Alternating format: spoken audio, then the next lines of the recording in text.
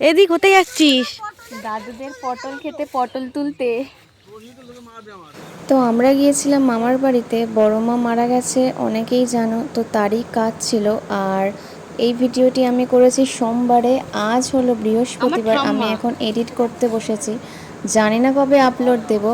আর আমরা গিয়েছিলাম মাঠে বেসিক্যালি পটল তুলতে। এটা হচ্ছে আমার মেজি দাদুদের পটল ক্ষেত। এটা অনেক পুরনো গাছ, দেখবে মামা বলবে ভিডিওর মধ্যে।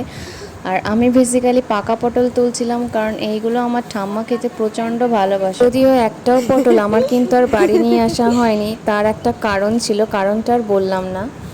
আর দেখতেই পাচ্ছো আমার কিন্তু হাত ভর্তি পাকা পটল ভর্তি। আর ভিডিওটা যেহেতু আমার বোন করে দিচ্ছে, তাই ওর গলার আওয়াজও তোমরা শুনতে পাবে।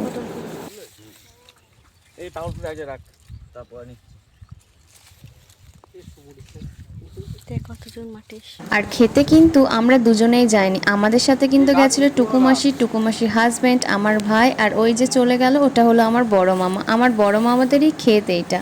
আর ছোটবেলা থেকেই আমার একটা জিনিসের খুব ভয়, সেটা হলো সাপের। আর এখানে এত ঘাস হয়ে আছে, তার উপরে বৃষ্টি হয়েছে, কাদা, আমি ভীষণ ভয় পাচ্ছিলাম সাপের।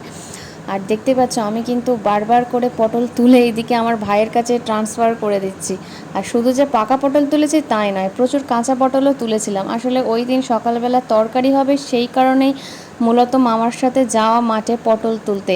তো সেই সুযোগটাই কাজে লাগিয়ে আমি কিছু পাকা পটল তুলেছিলাম। আর এত প্রচণ্ড গরম, তা তো বলার বাইরে। রোদ্দুরের এত তাপ ছিল যে আমরা ওই এক ব্যাগ পটল তুলেই বাড়ির দিকে চলে গিয়েছিলাম। ভিডিওটি কেমন লাগলো জানিও কিন্তু।